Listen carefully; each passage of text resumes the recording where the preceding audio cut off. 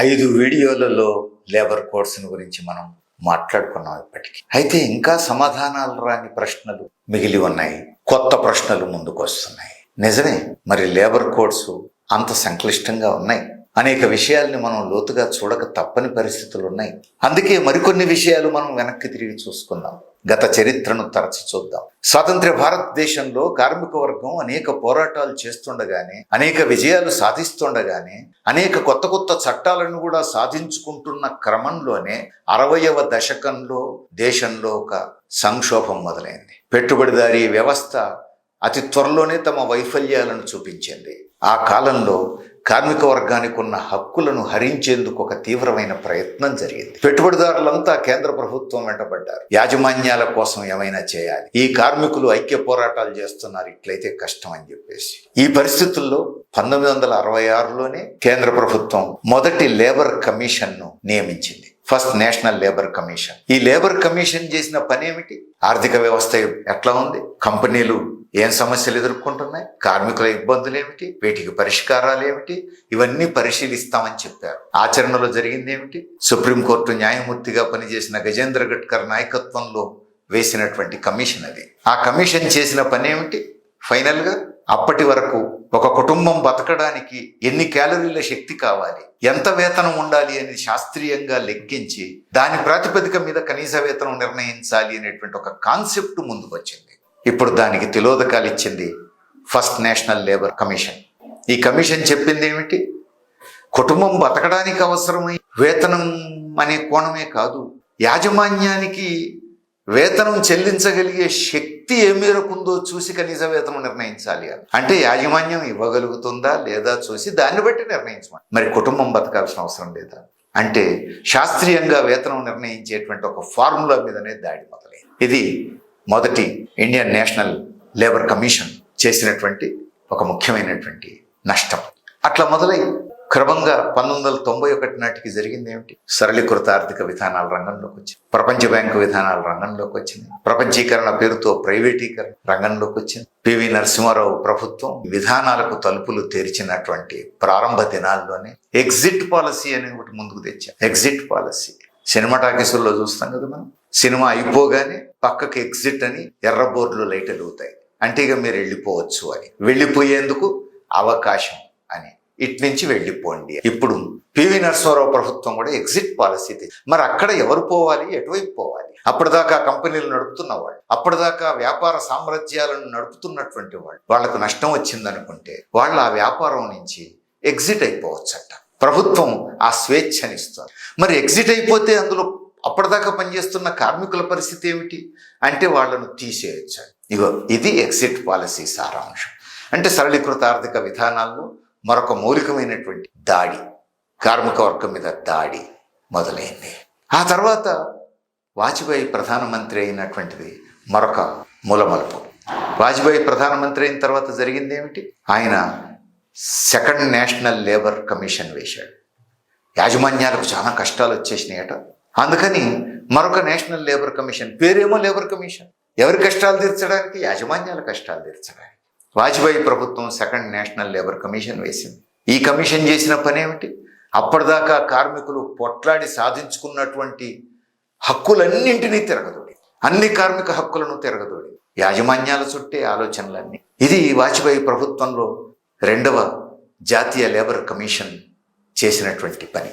అందుకే వాజ్పేయి కాలంలోనే fixed term employment అనేది కూడా మొదలైంది. అందుకే వాజ్పేయి కాలంలోనే అప్రెంటిస్ల పేరుతోటి పెద్ద ఎత్తున ఏళ్ల తరబడి పని చేయించుకునేందుకు లైసెన్స్ ఇచ్చేటువంటి పద్ధతి కూడా శ్రీకారం చుట్టింది. వాజ్పేయి కాలంలోనే ప్రభుత్వ ఉద్యోగులకు కూడా పెన్షన్ హక్కు డైల్యూట్ అయిపోయింది, నీరుగార్చబడ్డది. పెన్షన్ ఒక హక్కుగా ఉన్నదల్లా కాంట్రిబ్యూటరీ పెన్షన్ స్కీమ్ అమల్లోకి వచ్చింది. ప్రభుత్వ ఉద్యోగులకు కూడా పెన్షన్ హక్కు కాదు అని వాజ్పేయి ప్రభుత్వంలోనే మొదలైంది. అనేక మార్పులు. ఇక మోడీ వచ్చిన తర్వాత భారత కార్మిక వర్గానికి మూడింది. మోడీ చేసిన పని ఏంటంటే ఇవన్నిటిని కలిపి అంతిమంగా ఇంక భవిష్యత్తులో ఎవరన్నా వస్తే ఇంకా చేయాల్సింది ఏమీ లేదు, అన్ని నేనే చేసిపోతా, ఈ కార్మిక వర్గం సంగతి నేనే చూసిపోతా అన్నట్టు అసలు కార్మిక వర్గం పోరాడి సాధించుకున్న చట్టాలను రద్దు చేసి పడేసి, కోరలు వీకేసి కోడ్స్ రూపంలో ఇప్పుడు కార్మికుల మీద వదిలేడు.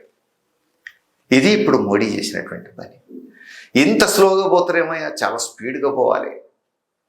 చేసే పని ఏదో ధైర్యంగా చేయాలి. 56 ఇంచుల ఛాతి కదా. కాబట్టి ధైర్యంగా చేశాడు. నెహ్రూకు లేనిది, పివి నరసింహారావుకు లేనిది, వాజ్పేయికి లేనిది, మన్మోహన్ సింగ్కు లేనిది ఈ ధైర్యం మోడీకి వచ్చింది. కార్మిక వర్గానికి వ్యతిరేకంగా ఎలాంటి నిర్ణయమైనా చేయగలిగేటువంటి ధైర్యం మోడీకి ఉన్నదట. 56 ఇంచుల ఛాతీకి ఉన్నదట. అందుకే ఆయన కార్మిక చట్టాలు ఒక్క కలం పోటుతో రద్దు చేశాడు. కోడ్స్ మీకోసం తెచ్చానని చెప్పి నమ్మబలుకుతున్నాడు. రుగ్మతలు, అనారోగ్యం, భద్రత ఇలాంటి సమస్యలు నుంచి పరిష్కారం చూడడం కోసం ఒక లేబర్ కోడ్ ఉంది. ఈ సమస్యలు ఉన్న కార్మికులకు భద్రత కల్పించేందుకు పాత కార్మిక చట్టాల్లో ఉన్నదేమిటి?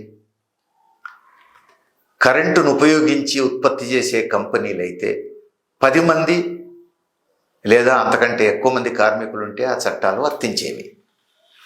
కరెంటు ఉపయోగించని కంపెనీలు అయితే 20 మంది లేదా అంతకంటే ఎక్కువ మంది పనిచేస్తే ఆ కంపెనీలకు కూడా ఆ చట్టాలు వర్తించేవి.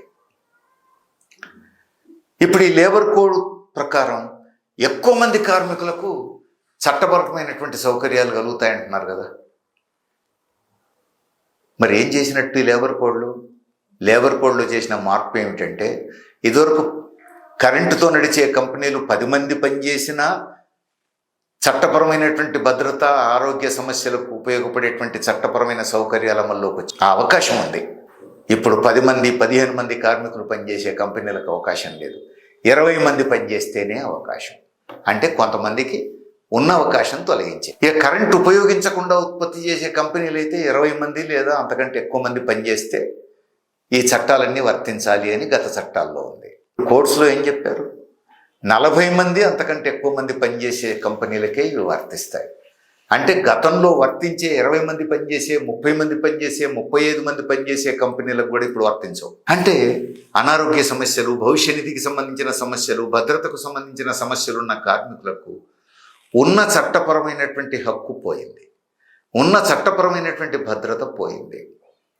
అత్యధిక కార్మికులను కార్మిక చట్టాల పరిధి నుంచి బయటికి గెంటేశారు ఈ కోడ్స్ పేరుతో. ఇది ఒక ముఖ్యమైనటువంటి అంశం. కాంట్రాక్ట్ లేబర్ చట్టం ఒకటి ఉండేది. 20 మంది అంతకంటే ఎక్కువ మంది పనిచేసేటువంటి కంపెనీలు లేదా సంస్థల్లో ఈ కాంట్రాక్ట్, మరి ఇప్పుడు కోడ్స్ ద్వారా ఇంకా ఎక్కువ మంది కార్మికులకు చట్టపరమైన బెనిఫిట్స్ అందాలి కదా. మరి మోడీ ప్రభుత్వం కోడ్స్ ద్వారా చేసిన పని ఏమిటి? 50 లేదా అంతకంటే ఎక్కువ మంది కార్మికులు పనిచేసే కంపెనీలకు మాత్రమే కాంట్రాక్ట్ లేబర్కు సంబంధించినటువంటి చట్టపరమైన భద్రత ఉంటుంది. అంటే ఇప్పటిదాకా 20 మంది లేదా అంతకంటే ఎక్కువ మంది కాంట్రాక్ట్ కార్మికులు ఉన్న సంస్థల్లో కూడా చట్టపరమైన భద్రత ఉండే అవకాశం ఉంది, ఆ హక్కు ఉంది. ఇప్పుడు అది కూడా తీసేశారు.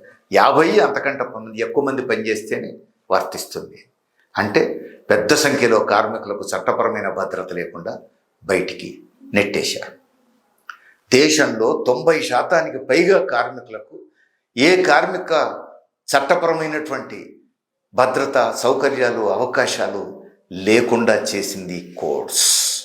అంతేకాదు, అసలు కాంట్రాక్ట్ లేబర్గా గుర్తించేందుకే అవకాశం లేకుండా చేసింది.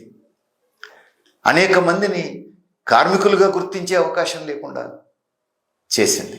అత్యధిక కాంట్రాక్టు కార్మికుల్ని కాంట్రాక్టు కార్మికులుగా గుర్తించే పరిస్థితే లేదు. వారికి చట్టబద్ధమైనటువంటి రక్షణలు లేవు. ఇక వలస కార్మిక చట్టం రద్దుతోటి వాళ్లకు వలస కార్మిక చట్టంలో ఇచ్చినటువంటి అవకాశాలన్నీ, భద్రతలన్నీ తొలగిపోయినాయి. ఈ కోడ్స్లో ఎక్కడా అవి కనపడవు. జరుగుతున్నది ఏమిటి? ఇప్పుడు ఏ కంపెనీకైనా పోతే దాదాపు సగం మంది వలస కార్మికులే కనపడుతున్నారు. మనకు సగం మంది వలస కార్మికులే కనపడుతున్నారు. వీళ్ళకెవరికి కూడా ఏ చట్టం వర్తించట్లేదు. ఆధునిక బానిసలుగా పనిచేస్తున్నారు వీళ్ళంతా. ఎవరిని శ్రామికులుగా గుర్తించేది లేదు. వాళ్ళకు ఏ చట్టం అమలు కాదు, ఏ సౌకర్యం అమలు కాదు. గతంలో చట్టమా, ఇప్పుడు కోడా, ఏది వాళ్ళకు తెలవదు. అందుకే ఆధునిక బానిసలుగా పనిచేయడమే ఇప్పుడు జరుగుతూ ఉంది. కొత్త చట్టాల ప్రకారం సెస్ రూపంలో యాజమాన్యాల నుంచి, కాంట్రాక్టర్ల నుంచి కూడా కొంత కాంట్రిబ్యూషన్ వసూలు చేసి అసంఘటిత కార్మికులకు కొన్ని ప్రయోజనాలు కల్పించేందుకు అవకాశం ఉండేది, స్కోప్ ఉండేది. ఈ కోడ్స్ అది కూడా ఎత్తేశారు. ఇప్పుడు భవన నిర్మాణ కార్మికులకు ఒక సంక్షేమ బోర్డు ఉంది, బీడీ కార్మికులకు ఒక సంక్షేమ బోర్డు ఉంది. ఇప్పుడు అవన్నీ భవిష్యత్తులో ప్రశ్నార్థకాలే.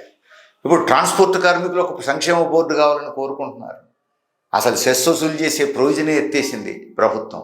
కాబట్టి కొత్తగా ఒక బోర్డు వచ్చేటువంటి అవకాశానికి కూడా పరిమితులు ఏర్పడుతున్నాయి. అంతేకాదు చట్టం 20 మంది కార్మికులు అంతకంటే ఎక్కువ మంది పనిచేసే సంస్థకు వర్తించేది. అది కూడా 15,000 రూపాయల వేతనం మించకుండా ఉంటే కూడా అది.